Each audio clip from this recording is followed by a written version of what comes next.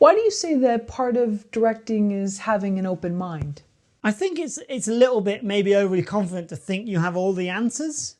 You know, if you're so closed off, and because you have all the answers and you know how it's going to work, then what about all the other amazing, talented people that you're working with that have all been working in their vocations and professions, you know, probably the same length, if not longer than you have?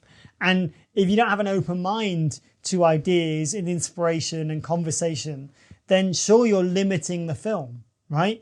I mean, as a director, you have the power to be open at some times and closed in other times. And that all should come down to story. Like, you'll know in your gut if someone suggests something that, you know, doesn't feel quite right.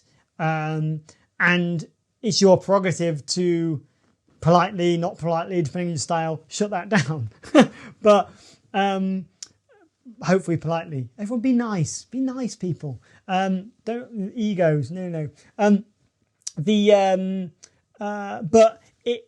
why would you close yourself off to those ideas? Because ultimately, and if you're all about looking like the big I am and you know all the ideas, ultimately, who's going to know that wasn't your idea originally, right? Your name's on the end of the film.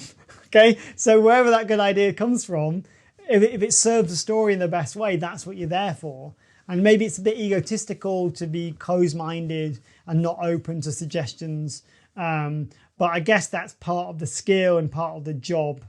And maybe the experience of being a director is knowing how to filter that and knowing how to nurture ideas or create an environment where ideas are welcome at the right time. Because obviously ideas can also be stifling.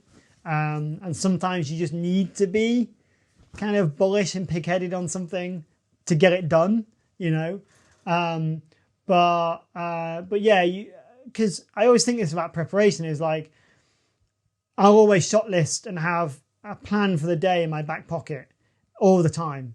But I will still go and get with the actors and get into the set and the environment and start blocking it, and hearing their thoughts and their feelings and ideas about what they believe the scene should be or how they feel on that particular day in that sort of light, you know.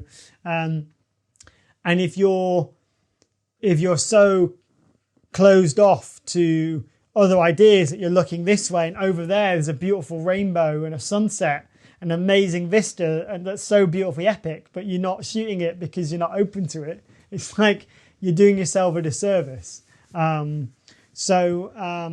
But you know, as I say, you have that plan in your back pocket in case there aren't any ideas. Sometimes there aren't. It's just like, where do you want me to stand? Where do you want me to walk? Where do you want me to where should we put the camera? And like, it's okay, cool, let's do it.